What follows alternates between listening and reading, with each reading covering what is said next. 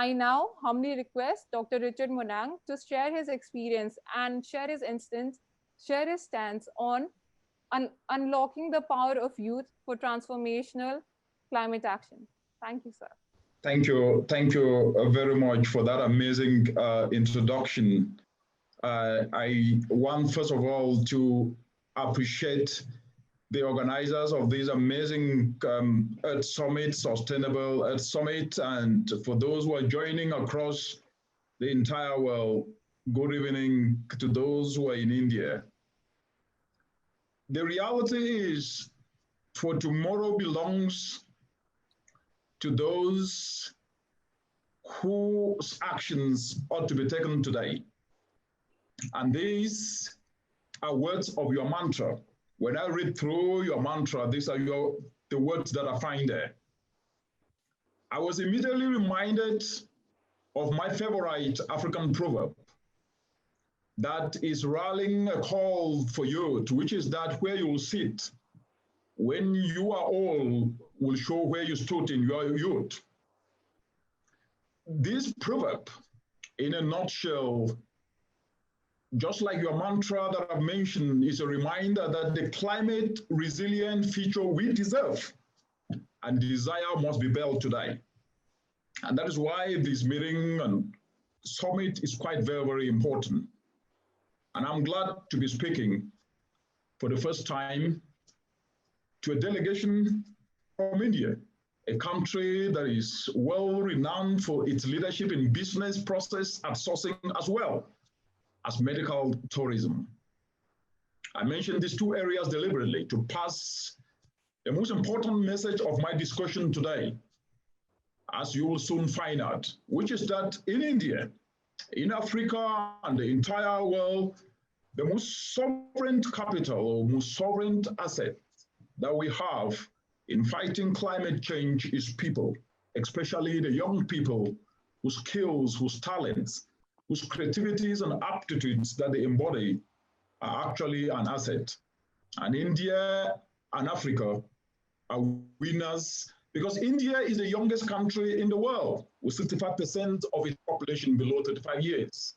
Africa is the most youthful continent with 60% of its population being youthful. But how we can harness this critical and sovereign capital to drive climate action is the big question that we need to answer today in this discussion. Distinguished colleagues, ladies and gentlemen, the year 2020, as we all know, is set to go down in history as one of the most unprecedented in recent memory. For over 10 months now, the entire globe has battled the COVID-19 health emergency. The negative impact of this catastrophe has exceeded by over 60% the devastation of the historic 2008 global financial crisis. In just 1 year, the globe is losing up to about 700 billion in capital availability. But capital depletion is not only the only loss. On the critical trade front, the global economy has lost over 6 trillion, a 50% larger decline that was experienced in 2008, exceeding by over 1 trillion the amount that is needed to drive the sustainable development goals in the entire world. But in no place are these losses more real than in people's pockets, than in people's dinner tables or kitchen shelves. Nearly half of the globe's 3.3 billion strong workforce is at risk of losing livelihoods. The situation is similar in Africa, with 50% of all jobs projected to be lost, as well as India, where 21 million salary jobs in just 4 months have already been lost. But even more alarming is the fact that COVID-19 related stresses are coming in to exacerbate already less than ideal socioeconomic circumstances in both India and Africa. When we talk food insecurity, in India, nearly 40% of the population is food insecure. In Africa, 257 million people go to bed hungry. Unemployment is another critical challenge. Africa needs to create over 12 million jobs each and every year in an economy that is 20 times less productive than the competitors in the entire globe. India, on the other hand, has to create no less than 8 million jobs each and every year. These challenges are in addition to climate change, which is the elephant in the room, and which is projected to shrink economies in most African countries by up to 75% in 2100. India is equally threatened and projected to face 2.5 to 4% GDP loss each year in the next 10 years. And this was further shown in the latest report called United in Science, which was released just 2 weeks ago, which unequivocally pointed to the fact that climate change has not stopped. Climate change has not stopped for COVID-19, that the changing climate has not stopped.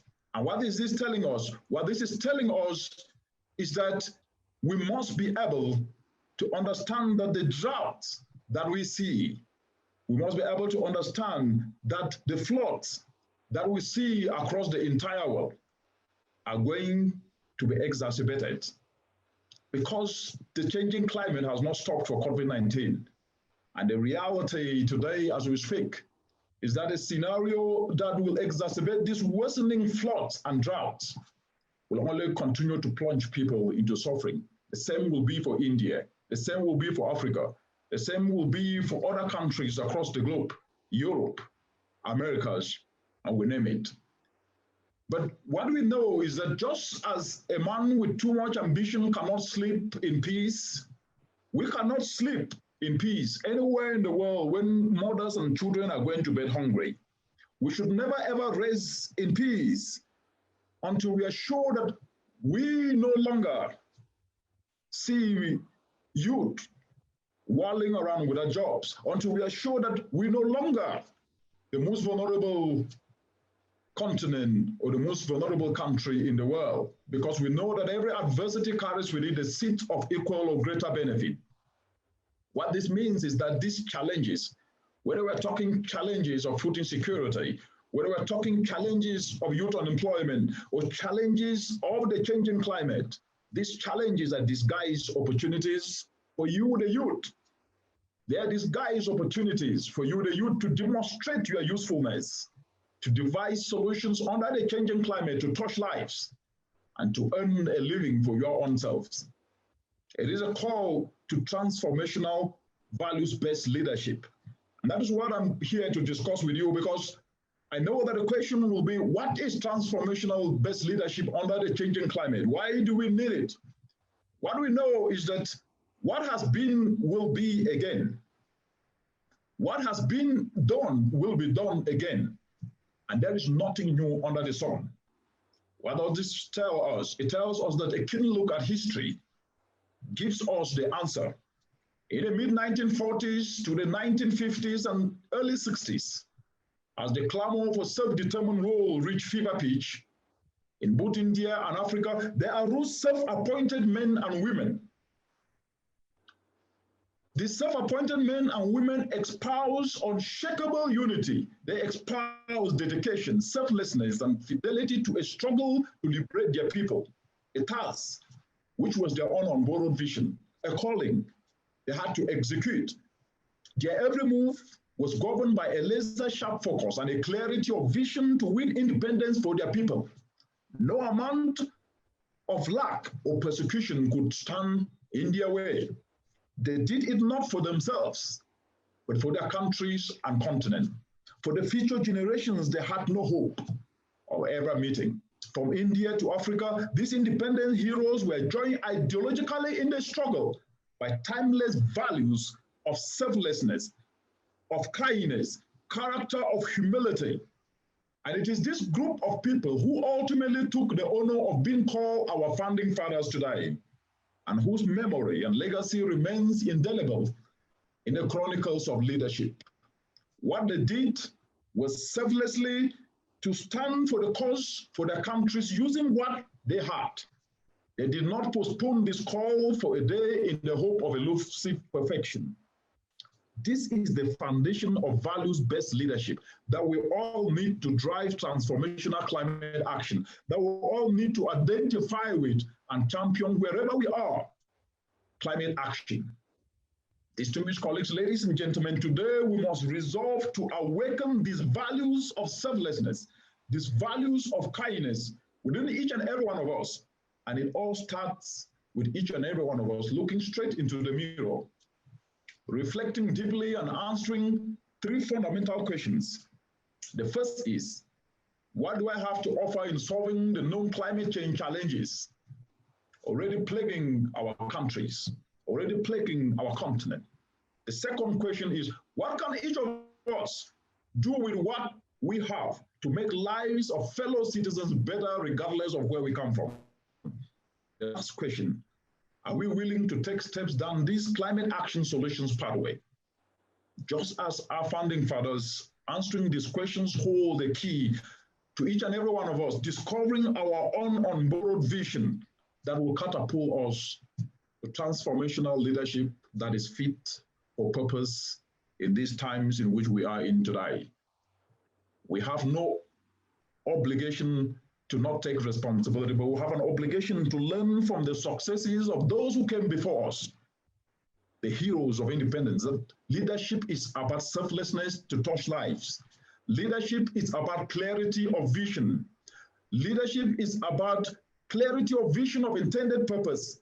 Leadership is about taking personal responsibility to drive solutions, not complaining. Leadership is not about positions or titles. Leadership is a clear understanding of personal responsibility to actions that will touch many lives. And this is what we all need to become, transformational values-based leaders.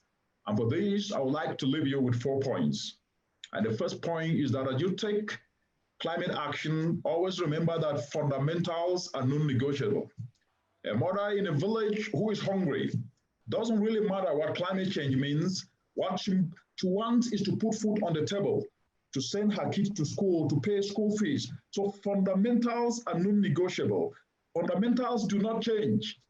Today, we must ask ourselves, with a changing climate, how do we use what we have in anything that we do to unlock economic opportunities, especially in turning challenges to opportunities, to benefit the mother in the village who cannot be able to put food on the table, to ensure that she can be able to send her kid to school, because we live in an era of global competitiveness and market economies. This means that the sustainability of anything we do is dependent upon how successfully it touches people's lives. This means that any cause you are passionate about, regardless, must be one that touches many lives, must be one that can be implemented in an enterprising way,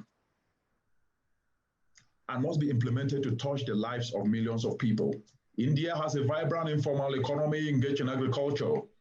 To what extent can each and every one of us work to decentralize preservation, value addition solutions to enable the conversion of the 13 billion annual post-harvest losses into income opportunities, into food-secured homes, into jobs, and more money in more pockets? What we know is that data shows that reducing post-harvest losses by just 5% will result in over 50 million more people being fed for over a year by less than $1. In Africa, our work with the young people leveraging on innovative volunteerism has shown that developing simple solar dryers, which are climate action solutions made from locally available material, are 200% cheaper, and decentralizing these dryers to farmers and traders in local markets who produce and sell food is enabling them to preserve and increase shelf life of their produce. This has helped these farmers to increase their earnings by up to about 30%. So climate action solutions are socio-economic opportunity. They're presenting investment opportunities for the young people. And they are doing this leveraging on the spirit of innovative volunteerism. In India, solar power solutions are proven to reduce annual refrigeration costs by 39%. And the beauty is that the multiplier effects of simple climate action solutions means more opportunities for young people, be it for transport or small-scale manufacturing opportunities for those who fabricate this solar dryer. These are things that you, the youth, can do in India and across the world. They are not difficult to be done, but they need dedication. And that takes me to my second point, which is skills retooling. Your biggest premium is your skill, your talents, your skills that represents your biggest premium. And we must continuously ensure that our skills are improved. They are refined and adapted in whatever thing we do towards informing development process in the context of devising socio-economic opportunities to address the challenges that we face in our communities. And that takes me to my third point, which is we must leverage on what I call soft power. We must leverage on soft power. This is very, very crucial because I talk about this, which is mostly expressed in the content in our words. And I'll give you just very one example of the soft power you have in your own hands. The advent of social media. Many youth are influencing their peers through what they share on social media. From their taste in fashion to music and lifestyle that they share on social media platforms, youth are influencing each other's choices through social media on a global scale. This is a manifestation of your soft power in your own hands. My message to you today is this. Instead of wasting your soft power in influencing your peers to things that sometimes do not add value, time has now come that you influence each other to become a climate action solution provider, where we all influence each other to leverage climate action solutions to take action against climate change, to put poverty on the run and prosperity into the cockpit of progress. And that takes me to my last point, which is selflessness. No one alone can address the monumental challenges facing the world today. Under this changing climate, we must therefore shun selfishness and be selfless enough to gather our minds and energy and complement each other in the solutions process. This selflessness is a critical need since perpetual individualism is costing many opportunities not to be seized. Let us work with one another with a singular focus on solutions, not our differences. As you carry out these actions, you will face challenges. In devising your enterprises, you will face challenges. There will be times when the market will doubt you. That's okay. There will be times when you thought those who are your primary supporters will neglect you. That's okay. But what will keep you grounded will be what I call an unborrowed vision, where you work to leave a legacy not only to amass material, where you work to touch life, the life of that mother, to help her ensure that she can be able to put food on the table, to devise a solution that can be able to create opportunities, but always be encouraged that throughout history, there were men and women who, just like you and me, took first steps down new roads. They were armed with nothing but their vision. Their goals differ, but just like us today, the only thing they had in common was that the step they took was first. The route was new, and the vision was unborrowed. But as they stepped out there, the response they received was hatred and jealousy. These great creators, these great thinkers, these great artists, these great scientists, these great inventors stood alone against the men of their time. Every great thought they had was opposed. Every great invention was denounced. The airplane was considered impossible. Anesthesia was considered sinful. But these men and women of unborrowed vision went ahead to do what they set their sight on. They fought, they suffered, and they paid the price of hatred and jealousy. Despite all this hatred, they endured and they became victorious because they stood for what was right. They stood for solving problems in community, using what they had, their vision. And this is the spirit of dedication. This is the spirit of collectivism. It is the spirit of selflessness that is absolutely paramount to turn the climate change challenges into entrepreneurial opportunities. And this is the letter and spirit of innovative volunteerism, that together we can leverage on what we have to address common problems with common solutions, because each and every one of us has something good to offer. With innovative volunteerism, we can turn agricultural waste into wealth by making fuel briquettes from agricultural waste so that our mothers in villages no longer feel the stink of charcoal and firewood smoke in their eyes and chests. With innovative volunteerism, every challenge is a disguised opportunity where we retool our skills and inspire one another to usher themselves to action. Let us embrace innovative volunteerism as a tool to drive climate action, to turn challenges into opportunities. This is the only way we can ensure that transformational climate action happens. Thank you very much. Thank you.